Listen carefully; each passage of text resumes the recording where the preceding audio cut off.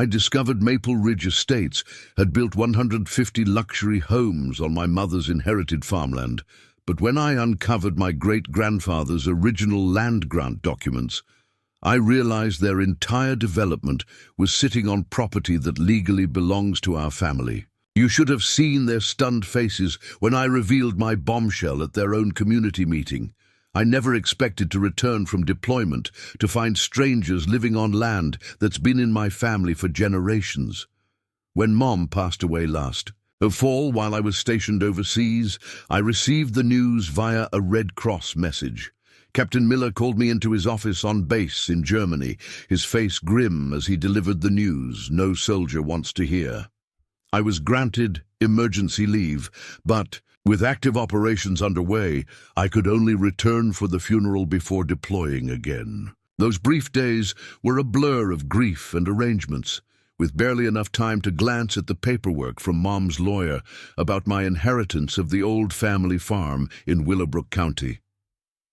"Your mother wanted you to have everything," Mr. Hargrove had explained as he handed me a thick folder of documents.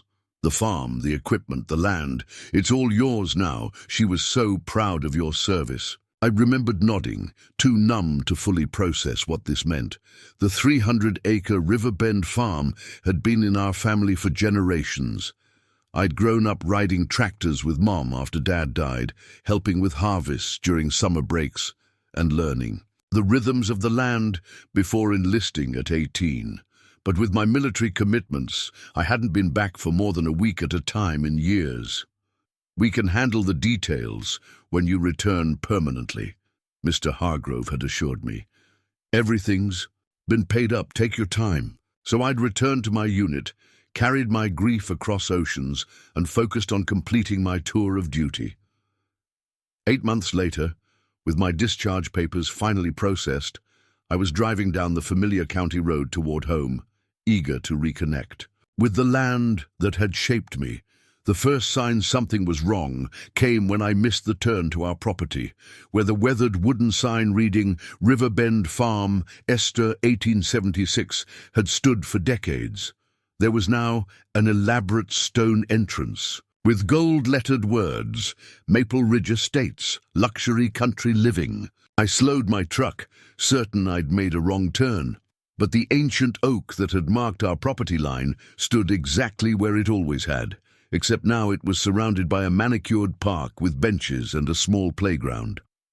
My heart raced as I turned into the entrance, following a winding road that should have led to our farmhouse. Instead, I drove past street after street of identical two-story homes, with pristine lawns and luxury cars in driveways, where cornfields had once stretched to the horizon. Swimming pools now glittered in the afternoon sun. I parked at what appeared to be a community center and walked inside, disoriented and increasingly angry. A woman in a tailored suit looked up from the reception desk, her practiced smile faltering slightly at my military haircut and confused expression. "Welcome to Maple Ridge Estates.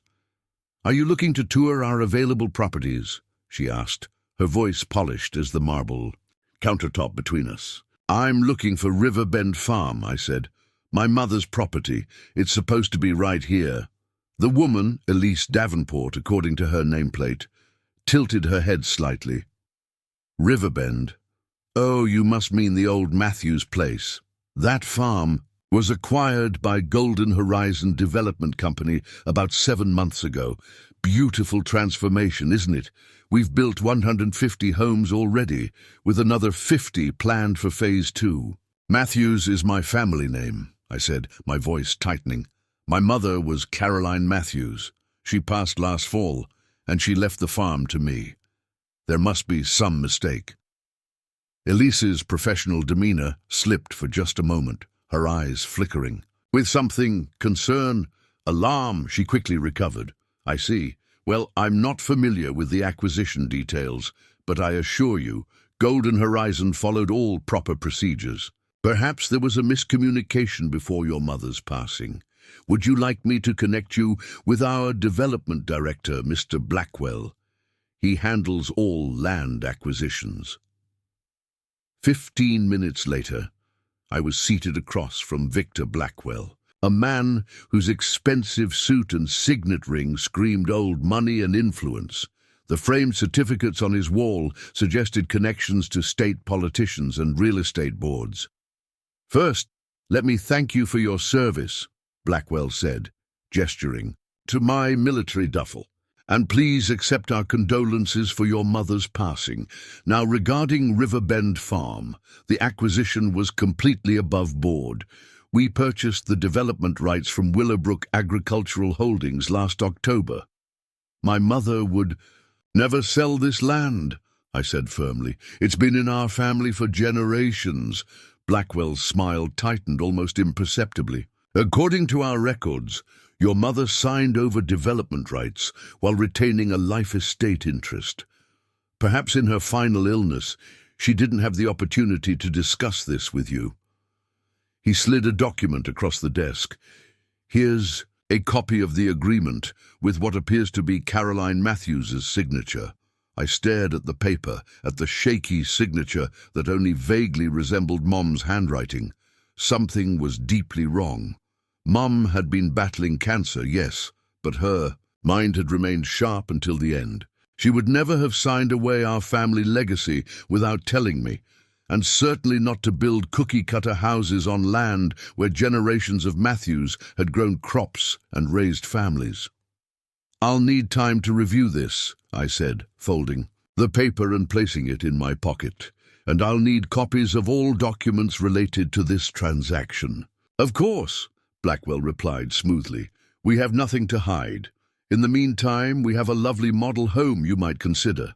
Many veterans use their VA loans to—" "I'm not interested in buying back what already belongs to me," I interrupted, standing up. "I'll be in touch." As I walked back to my truck, my phone buzzed with a message from our family friend and neighbor, Frank Donnelly. "Heard you're back. Don't trust anything they tell you. Meet me at Rosie's Diner.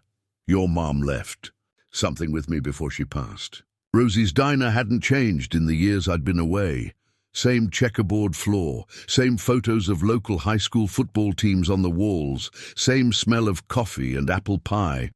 Frank Donnelly sat in a back booth, his weathered farmer's hands wrapped around a coffee mug. He'd been our neighbor for 40 years, his smaller farm adjacent to ours on the west side. His land had somehow been spared from the development, and I was eager to learn why. "James," he said, standing to embrace me. "Welcome home, son. Your mother would be proud. Captain now, is it?" "Yes, sir," I replied, sliding into the booth. "Though I'm just plain civilian James Matthews as of 3 days ago." "Nothing plain about serving your country," Frank said, gesturing for the waitress to bring coffee. "And nothing plain about what's happened here while you were gone." It came from Maple Ridge Estates," I said, the name feeling foreign on my tongue. "They claim Mom sold the development rights before she died, but that can't be right." Frank's eyes darkened.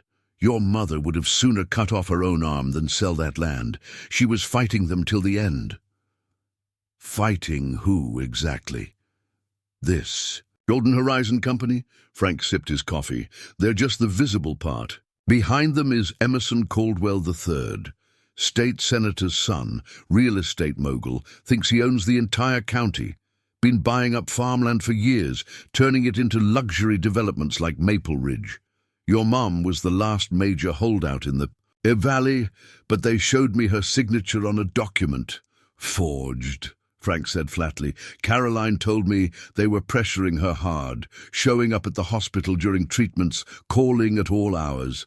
Even had some county officials suggest her property taxes might need reassessment unless she reconsidered." My anger flared. "That's illegal." "So is forgery," Frank agreed. "But Caldwell's got half the county board in his pocket and a judge or two besides. Caroline knew if anything happened to her while you were deployed, they'd make their move." "What did she do?" Frank reached into his jacket and pulled out an old tarnished key. "About a month before she passed, your mom gave me this. Said if anything happened to her, I should give it to you personally, not through lawyers, not through the mail, hand to hand." I took the key, turning it over in my fingers. It wasn't one I recognized from the farmhouse. It's for the old storm cellar, Frank explained. Not the one behind the kitchen, the original one out by the North Woods. Your great-grandfather built it when he first settled the land. I didn't know there was another cellar. Most folks don't. Caroline said your great-grandfather was something of a careful man. Didn't trust banks after living through the Depression. Kept important things close to home, underground. I pocketed the key. The farmhouse. Is it still there? Frank nodded. They kept it as some kind of historical showpiece for the development. Claimed it added authentic charm. His disgust was evident. Got it all roped off with a little plaque about preserving local heritage, while they bulldozed the actual heritage all around it. We finished our coffee, and Frank insisted on accompanying me to the farm. As we drove through the development, he pointed out where landmarks of my childhood had been erased. The fishing pond, now a community pool. The old oak grove, now a putting green. The fields where I'd learned to drive a tractor, now cul-de-sacs. With names like Harvest Moon Lane and Heritage Circle, the farmhouse stood on a small, preserved parcel, looking strangely naked without the surrounding barns and equipment. A decorative fence surrounded it, with a sign reading, "The Original. Matthews Homestead Estunde 1876, the heart of Maple Ridge Estates." Like it's some kind of museum piece, I muttered. They give tours on Sundays, Frank said grimly. Charge $15 a head. We parked down the street and waited until dusk. As the model home tours ended and the sales office closed, Frank led me through a gap in the decorative fencing. The back door key from my ring still worked. Apparently they hadn't bothered changing the locks on their historical showpiece. Inside, the house had been staged to look like some designer's idea of rustic farmhouse charm. My mother's actual furniture replaced with distressed wood pieces and decorative farm implements that had never seen a day's real work. Your mother would hate this, Frank said quietly. Which way to the North Woods? I asked, not wanting to linger among the fake versions of my family's memories. We slipped out the back and made our way north. The woods had been thinned, but not completely. Cleared, probably designated as a nature preserve to help the development's green credentials. After 20 minutes of walking, guided by Frank's memory and the flashlight on my phone, we came to a small clearing. There, Frank pointed to a slight mound covered in brush and saplings. The original storm cellar. It took us half an hour to clear away enough growth to reveal the cellar doors, rusted with age, but still solid. The key turned with surprising ease in the padlock. Mom must have oiled it before she passed. The hinges creaked as we pulled the doors open, revealing stone steps descending into darkness. My phone light illuminated a small room with stone walls, shelves lined with ancient canning jars, and a massive oak desk against the far wall. On the desk sat a metal lockbox and a thick envelope with my name written in my mother's handwriting. "I'll wait up here," Frank said. "This is between you and Caroline now." I descended the steps alone, the air cool and dry around me. With slightly trembling hands, I opened the envelope first. "My dearest James," it began. "If you're reading this, then they've made their move while you were away fighting for your country. Now it's time to fight for our land." We walked back to our vehicles in stunned silence, the lockbox heavy in my arms. By morning, I was sitting in the waiting room of Winters and Associates, a prestigious firm housed in a renovated historical building downtown.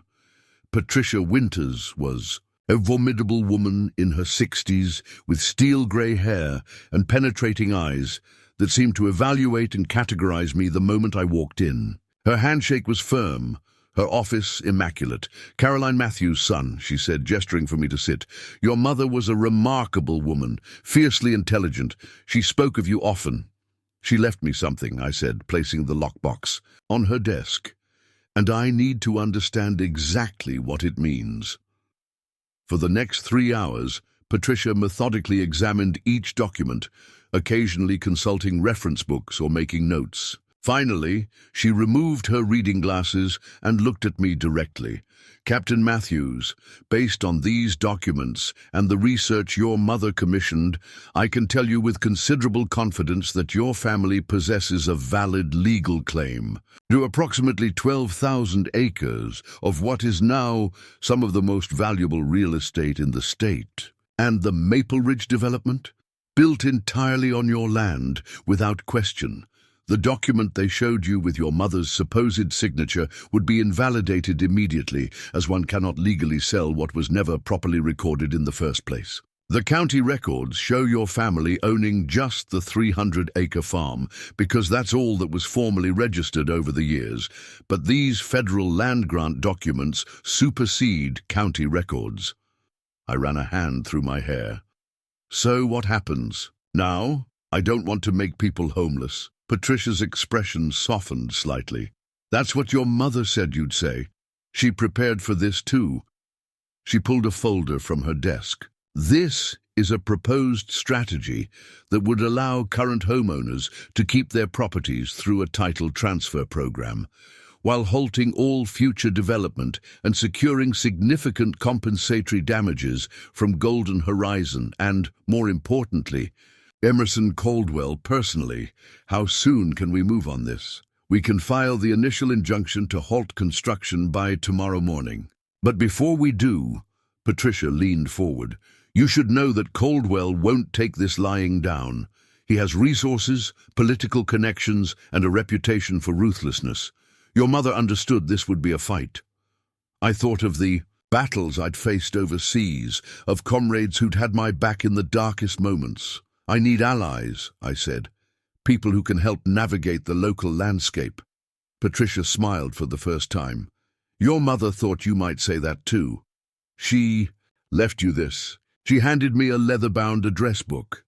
Every person in there has some grievance against Caldwell or Golden Horizon. Some lost land under suspicious circumstances. Others were forced out through pressure tactics.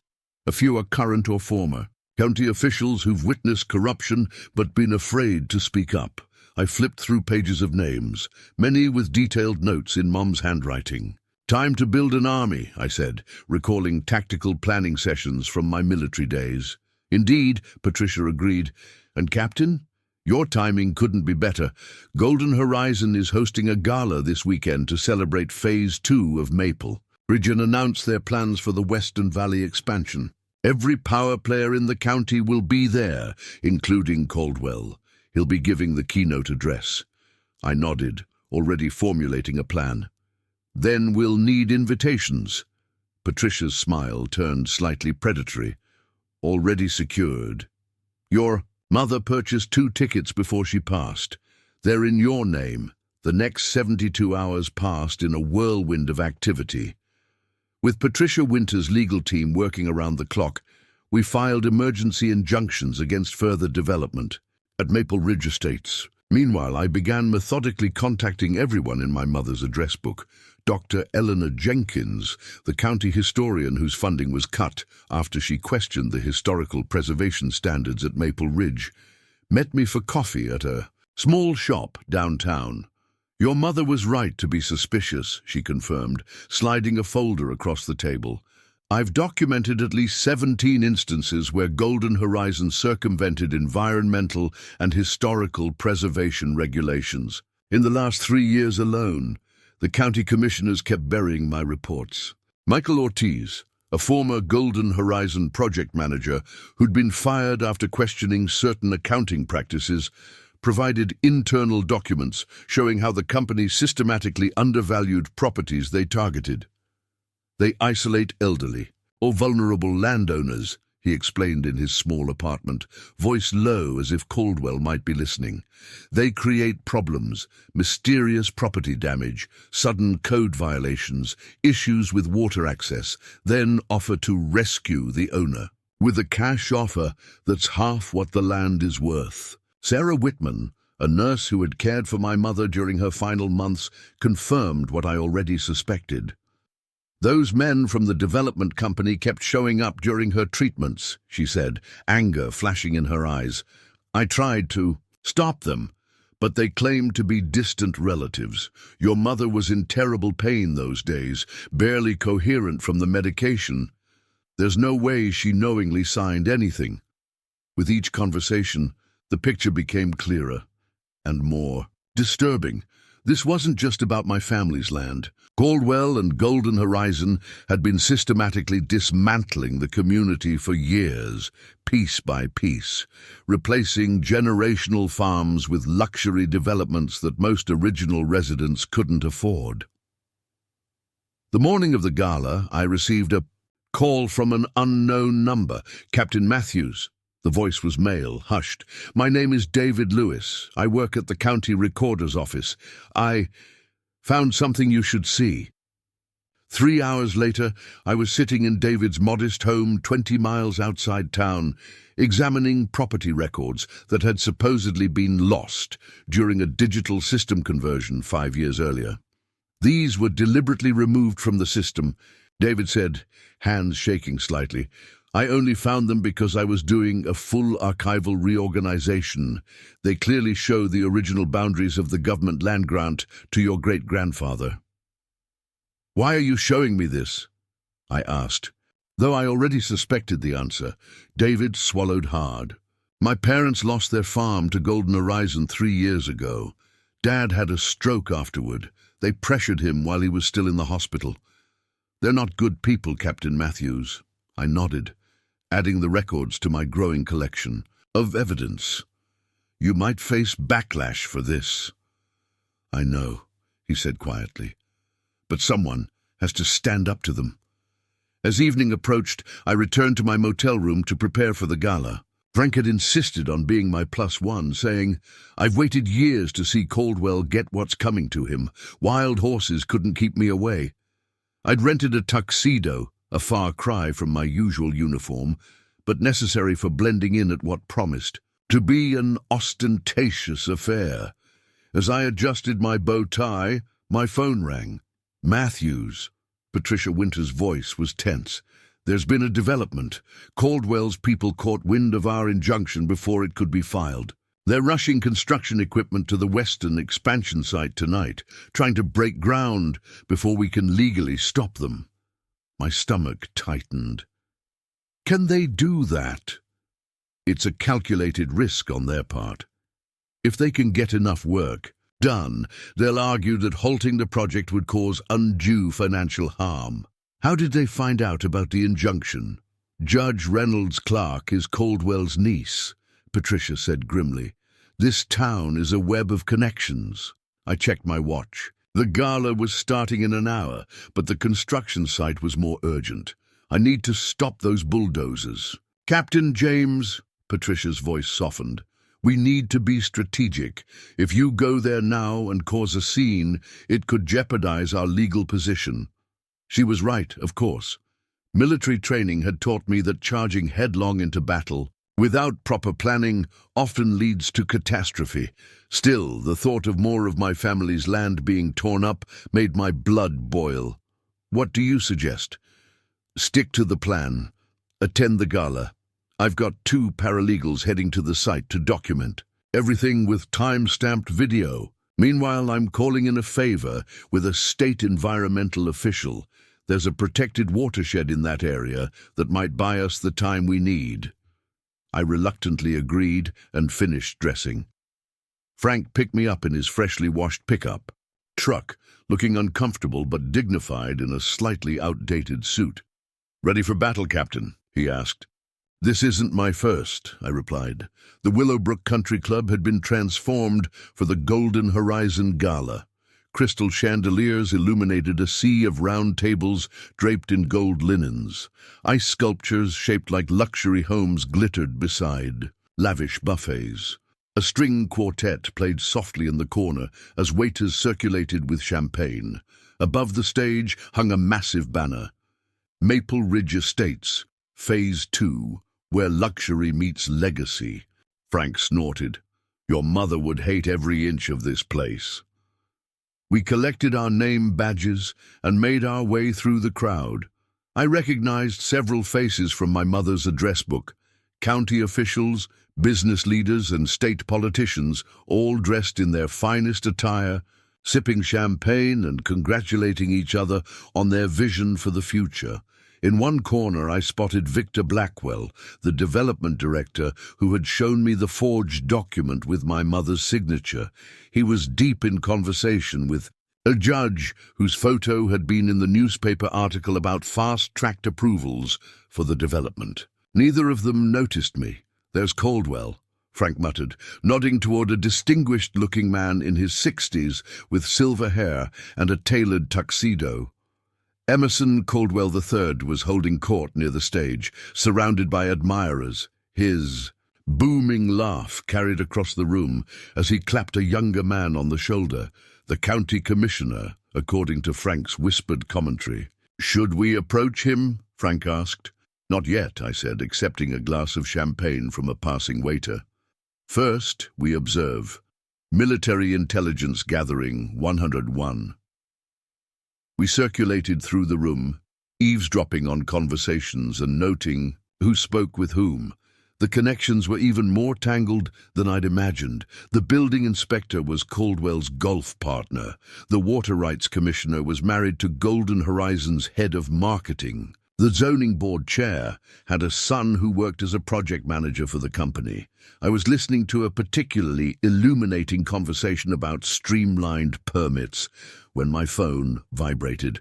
A text from Patricia. "Judge Sanders granted emergency. Temporary restraining order against Western construction. Environmental grounds. Our people confirming machinery being moved off-site. Proceed with gala plan." I smiled, pocketing my phone as the lights dimmed slightly, and a woman in an evening gown approached the microphone. "Ladies and gentlemen, please take your seats. The Golden Horizon celebration dinner is about to begin." Frank and I found our assigned table near the back of the room. Our table mates included two couples who'd recently purchased homes in Maple Ridge, a local banker and his wife, and to my surprise, Elise Davenport from the sales office. She did a double take when she recognized me. "Captain Matthews, I didn't expect to see you here tonight." "I received an invitation," I said smoothly. "My mother must have arranged it before she passed." Elise's smile remained fixed, but her eyes darted toward Blackwell, who was now seated at a table near the stage. "How thoughtful. Are you enjoying the evening?" "It's certainly educational," I replied. "I've been learning so much about Maple Ridge." "We're very proud of what we've accomplished," she said, clearly uncomfortable. "I can see that. 150 homes already built on my family's land. Very impressive efficiency." The banker beside me coughed uncomfortably, suddenly very interested in his salad. Before Elise could respond, the lights dimmed further and a spotlight illuminated the podium. Emerson Caldwell III took the stage to enthusiastic applause, his megawatt smile gleaming under the lights. "Friends, partners, visionaries," he began, arms spread wide. "Tonight, we celebrate not just the remarkable success of Maple Ridge Estates, but the future of Willowbrook County itself." As Caldwell launched into his speech, extolling the virtues of progress and revitalization, I felt my phone vibrate again. Another text from Patricia. "All set for your moment. Documents distributed to press as discussed. State Attorney General's office has expressed interest in case." I looked at Frank and nodded slightly. The trap was set. Now it was time to spring it. "And so, my friends," Caldwell continued, his voice rising with practiced inspiration, "Phase 2 of Maple Ridge Estates represents not just 150 additional luxury homes, but a vision of what this county can become. The old ways, subsistence, farming, outdated industries, aging infrastructure are giving way to a brighter, more prosperous future." Enthusiastic applause rippled through the room. Caldwell smiled, basking in the adoration of a crowd that had either benefited from his ventures or was too afraid to oppose them. "Tonight, I'm pleased to announce that Golden Horizon has secured all necessary approvals for our western expansion, with groundbreaking scheduled for tomorrow morning." He paused for effect. Additionally, we've finalized acquisition of the remaining parcels in the northern quadrant, which means the Willowbrook Resort and Golf Community will begin construction next month. More applause, though I noticed a few uncomfortable glances among county officials. They clearly hadn't been informed that the temporary restraining order had already halted the western expansion. None of this would be possible without our partners in county government, our investors who believe in our vision, and most importantly, the wonderful families who now call Maple Ridge Estates home. Caldwell raised his champagne glass. To progress, to prosperity, and to the future of Willowbrook County. The crowd rose, glasses held high. Frank and I remained seated, our glasses untouched. And now, Caldwell continued as the applause subsided, we have a special presentation on the historic significance of the Matthews farmhouse, which we've proudly preserved as the centerpiece of our community. As many of you know, the Matthews Wembley farmed that land for generations before recognizing the tremendous opportunity our development represented. My blood boiled at the blatant lie, but I kept my expression neutral. Just a few more minutes, a large screen descended behind Caldwell as the lights dimmed further.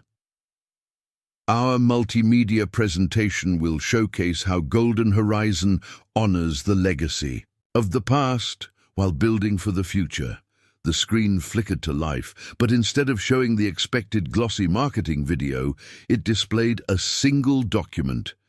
The original 1902 land grant to Colonel William Matthews, my great-grandfather. With the governor's seal and signature clearly visible, confused murmurs spread through the room. Caldwell turned, squinting at the screen in bewilderment. "I'm afraid there's been a technical error," he said, forcing a laugh. "If our AV team could please—" "There's no error, Mr. Caldwell," I said, standing and moving toward the stage. The spotlight swung to find me, and I heard gasps of recognition from those who had seen me around town in recent days. "My name is Captain James Matthews, United States Army, recently returned from overseas deployment. That document you're seeing is the original land grant awarded to my great-grandfather for his service to this country, a grant that encompasses not just the farm where you've built your development, but nearly 15,000 acres of surrounding land." Caldwell's face hardened as I climbed the steps to join him on stage. "This is highly inappropriate," he hissed, trying to block my access to the microphone. "Is it inappropriate to reclaim what was stolen?" I asked, my voice carrying even without amplification. "Is it inappropriate to expose fraud and corruption?" The screen behind us changed to display the forged document with my mother's supposed signature side by side with samples of her actual handwriting. "My mother never sold our land," I continued, finally reaching the microphone. "She was battling terminal cancer when representatives from Golden Horizon pressured her to sign documents she couldn't possibly understand. A shameful tactic they've employed against numerous vulnerable landowners throughout this county." The room had gone completely silent. At the back, I noticed several unfamiliar faces with press badges furiously taking notes. Journalists Patricia had alerted. "Captain Matthews is obviously disturbed," Caldwell said, attempting to regain control of the situation. "Security, would you please—" "Before you call security, Mr. Caldwell, you might want to consider the legal implications," I interrupted. "Every table in this room has been provided with copies of the complete documentation proving my family's ownership of this land, documentation that has been authenticated by state historical experts and land grant specialists." I gestured to the folders that Patricia's team had discreetly distributed before the event began. People were now opening them, expressions of shock spreading across the room. "Additionally," I continued, "the State Attorney General's office opened an investigation this afternoon into Golden Horizon's business practices, including allegations of forgery, fraud, illegal intimidation, and corruption of public officials." The county commissioner abruptly stood and headed for the exit, followed by the zoning board chair and building inspector. Their hasty departure only added credibility to my claims. Caldwell's confident demeanor finally cracked.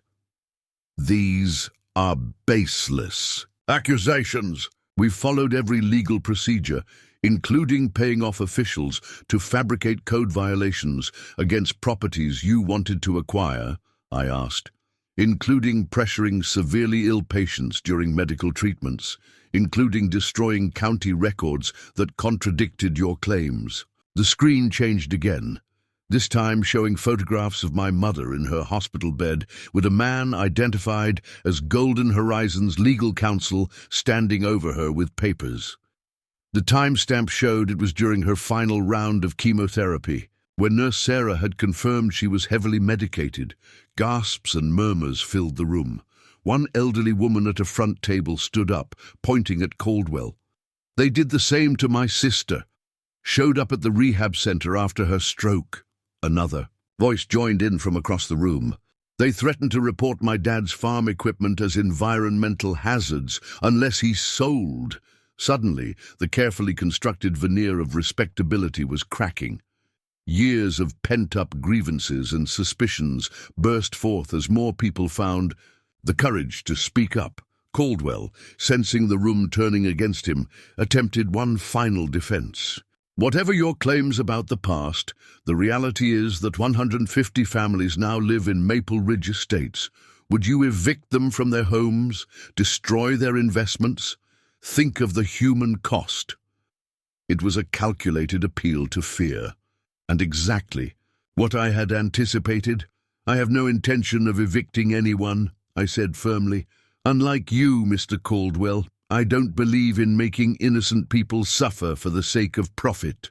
The screen changed again, showing the community plan my mother and Patricia had developed, a legal framework that would grant proper titles to current homeowners while preventing further expansion and requiring Golden Horizon to pay significant damages.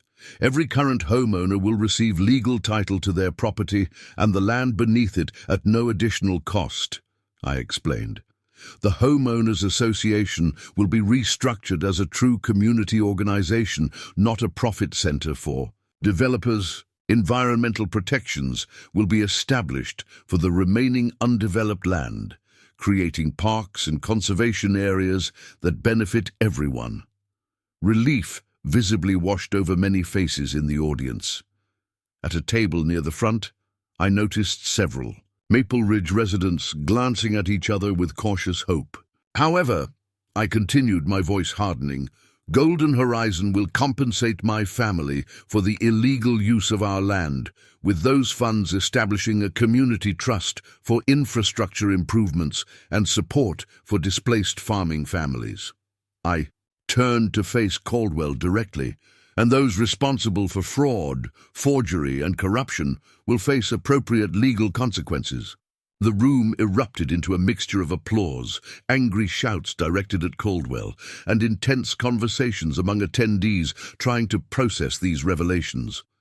Caldwell lunged for the microphone. "This is slander. I'll sue you for every penny, Mr. Caldwell," came a new voice from the entrance. The crowd parted to reveal a woman in a crisp suit, flanked by 2 state troopers. "I'm Special Agent Wilson with the State Bureau of Investigation. We'd like to ask you some questions regarding allegations of document forgery and corporate fraud."